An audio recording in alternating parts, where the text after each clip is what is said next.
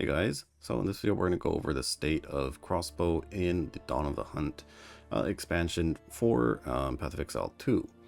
I'll cover the changes to Crossbow in general, and then a couple of builds that I've updated for the new patch, and after that we'll go over some of my plans for the League.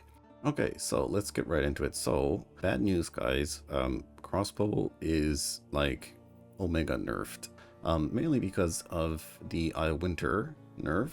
You can see now on the new version, it's missing the critical weakness. So basically, critical weakness is removed from the game, and that is pretty much a 50% DPS loss on endgame crit builds, and pretty much every game build in the game at endgame is crit. So that's massive damage loss, not just for Crossbow, but I guess for every build. There's also some other kind of very deceptive changes that were disguised as buffs, but actually end up not really doing anything or being nerfs. The main thing being the buff to the crossbow's physical damage. So they buffed, I guess, the values on some of the affixes you can roll. However, the skill gems have been nerfed. It's not actually such a big nerf. It's like 10-20%-ish nerfs. We lost 50% base attack speed on shock burst rounds. We lost a little bit of pulse damage. This was like at 158 before. Now we're down to 145. So not really the end of the world, but basically means that with the buffs to the crossbows in general, it's actually nothing really changes. Maybe you will get a little bit more damage when you have a good crossbow, but if you don't have a good crossbow, you're going to be doing less damage. So better, maybe better at endgame on these the gem and crossbow side, but early game going to be a lot more, less damage. So that's pretty much all you really need to know actually about the changes to crossbow, is that the crossbow weapon itself is better when you have a good weapon, and the gems on their own are actually quite a bit worse. The mana cost is reduced, so that's actually pretty nice. These crossbows were actually getting kind of crazy with mana cost, so now you can actually probably afford to get plus level of projectiles without, spending your whole mana pool in one clip. Okay, another very big change is the Choir of the Storm. So this got changed. So instead of granting the greater lightning bolt, which you could see at the top end did about 1,300 base lightning damage, it now is back to the normal lightning bolt, which only does 370. So basically it's going to be harder to proc your shocks off the Choir of the Storm. Okay, so I did test this in game on the current patch, and you can see the greater lightning bolt DPS was at 26,000 with my current setup, my current gear. And when we move all of our support gems into the actual lightning bolt, it's going to be about like 6,000 or like 7,500. So you can see the base damage of this skill quite a bit lower. It does still have the chance to shock, and I was actually able to shock monsters in a T15 map. And one other change that's happening is we don't need the double heralds anymore. So that means we can run the overwhelming presence aura. With that, we'll be able to shock things pretty reliably, I think. In this clip here, I'm not actually using it. You can see that I am still applying shock very consistently, even without using the overwhelming presence aura. Yeah, so I do think it'll still work at endgame. Or maybe even early on when you get the aura running, but we'll have to see, and something I'll have to test out. But I think, yeah, endgame, the Choir of the Storm setup for the auto shock is still going to be best in slot. Also because the Choir of the Storm is giving you the critical hits ignore monster lightning resistance, so that's a huge damage boost for bosses. All right, so let's go over two of the builds. And the first one, first of all, so let's talk about Witchhunter. So I was actually almost baited into playing Witchhunter again, and I don't really think he's going to be that good. Maybe it will be, who knows. But the main reason is Sorcery Ward got a buff. So, well, it seems like a buff, guys, but it's another one of those nothing really changed kind of situations.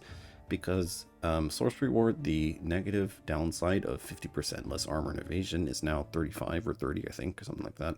So that means we basically get a bigger Sorcery Ward, and we get to keep more of our evasion or armor.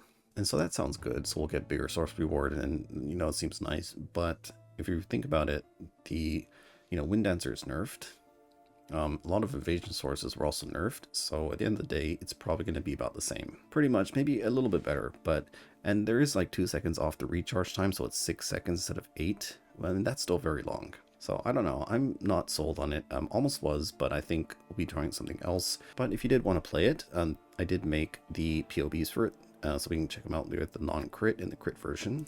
These are still, I think the gear is actually pretty good, and these kind of builds are a template that you could use to sort of work towards to kind of see what kind of gearing you'd want to do, certain passives you would want to pick up, and that kind of stuff. But yeah, definitely a lot of this will probably change once we get into the game, start playing, figuring things out, and all that kind of stuff. So this is kind of like your non-crit setup. Basically, yeah, we're just going around getting a lot of value things. I think we will be needing attributes for this build specifically. We're going to need a lot of int, a lot of dex, and if you want to use a high-level overwhelming presence, then a lot of strength. So we are still going to be going for the polymath and the aura stuff, and this is still quite a bit of damage. Okay, so we get this, and then after that is just the lucky lightning damage, and just some attack damage stuff. We'll get some defenses, some more lightning stuff, and a bit more defenses and some shock magnitude. And for gearing, before we were doing the Adziri's Disdain. Now I'm not really sure how good that's going to be now, so I've decided to get rid of it, instead just go with a energy shield build. We're not going to be going CI. I don't think CI is going to be really worth it, or maybe it will be. But for now, I think it's safer just to go for life, energy shield, evasion hybrid. I think that is going to be a good combo, that on top of you getting a pretty big source reward, because we will have a decent amount of evasion, 9k evasion, so it's going to be like what, 3k, 4k shield maybe. So it should be fairly tanky, or maybe not like tanky, but you know, it should get the job done, I think. Okay, and you should probably be moving over to the crit setup, because the crit setup with almost the same gear is pretty much double the damage. So I guess once you get a good crit crossbow and maybe a couple of, you know, jewels, then you can move into this setup. But it's pretty much the same, but the idea here is almost the same. We just go and get the crit nodes pretty much instead of the attack damage nodes, and the rest is all pretty much the same. Alright guys, so this is the monk setup. Monk setup is going to be 1,000 times better than Witchhunter in damage and probably defense as well. If we just take a look at some of the PoBs, it's a bit more damage on the non-crit setup. Because Monk does have more damage baked into the Ascendancy. Quite a bit more energy shield, as you can see, about almost 5,000 energy shield, or like 4,500 energy shield, compared to the Witchhunter 1,700, right? So I guess this makes up for the fact that you don't have the source reward. The good thing is the ES does apply to physical damage, where a source reward doesn't, so there's that. The crit setup on Monk actually looks really good. You can see about 5 million DPS on a crit setup. So, and this is why Monk is just so much better, right? A lot more ES, a lot more damage, and yeah, it's just better. It's in a better spot in the tree as well. Okay, so this is pretty much it, and this is all without like Hand-of-Wisdom in Action, Ingenuity, and you probably will be using the same things. Do Hand-of-Wisdom in Action, Ingenuity, once you do get those items, unless there's better ones that we haven't found yet. So, you know, I mean, 5 million on this is pretty good gear though. I mean, we have some pretty nice items, I'd say. So it's not like, you know, find items that throughout the campaign and boom, you're doing 5 million DPS. No, you know, it's a crossbow build. You have to get good items for it to perform. Okay, so let's go over the build that I want to play. So I want to play Amazon because, I don't know, I really don't like the recovery situation, and I think this leech thing might be good. I mean, leech is really bad in Path of Exile. However, I'm really willing to try it out. You know, I'm not really going to be playing too seriously, I think, because, you know, PoE 2 is kind of a joke at this point. But anyway, so we'll try this. We got the instant leech. One node that's kind of interesting too is the stalking panther. So that means we can get a lot of evasion rating from our helmet, you know, gloves and boots. I don't know, maybe this is kind of bait anyways because of the subterfuge mask. We'll see what happens with that. And then we also have the crit. So now that Winter's gone, I think this is going to be pretty good. Do accuracy stacking because you get attack speed from accuracy as well. So we could do accuracy stacking crossbow, and you can see that we'll be actually able to get back the base crit that we lost from Winter.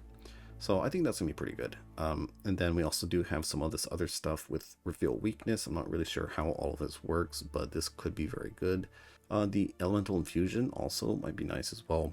Anyways, so that's sort of the idea of what we're going to be trying. The skill trees are pretty much going to all be the same, right? You can see the monk and the witch hunter one are pretty much the same. You just want to be in this sort of area. So it should work out pretty well, I think. Alright, but that kind of wraps up the video, guys. Very quick, and I'll probably be making updates on my character and like some of the other builds too as we get new info on, you know, the new items and all that kind of stuff. Anyways, launch is like in 5 hours, so I guess yeah, pretty soon. But yeah, it's gonna be kind of fun, I think, I hope. Anyways, yeah, see you guys next time. Okay, so how bad is the Eye of Winter nerf? And let's take a look. This is my endgame monk build, crossbow build I was playing.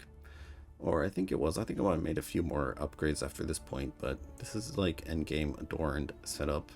You can see we have about 42 million DPS. Now, what if we get rid of our critical weakness? You can see we go down to 21 or like 22 million. So it's just removing critical weakness is almost like a 50% DPS loss. On top of that, we're losing jewel sockets, so that means adorned setups are going to kind of suffer. So you can probably count another 5 million DPS off this, and that's going to be your endgame DPS. So, I mean, still not bad. 50 mil DPS, it means you kill T4 Zesht in like, what, 2 to 3 seconds. Alright, so that's pretty good, right? So, I mean, 40 million DPS was kind of overkill. But, yeah, so endgame DPS is not going to be a problem, pretty much, once you have good gear. I guess that's kind of the point, but... a lot of things have been, yeah, tuned down, but I guess maybe it's a good thing. I don't mind all of the DPS nerfs because I know damage is going to be fine at the end game. It's just like the, I don't know, the more annoying things, but you know, we'll see. I don't want to complain too much. I think it'll be fun, be something new, and yeah, looking forward to actually trying it out.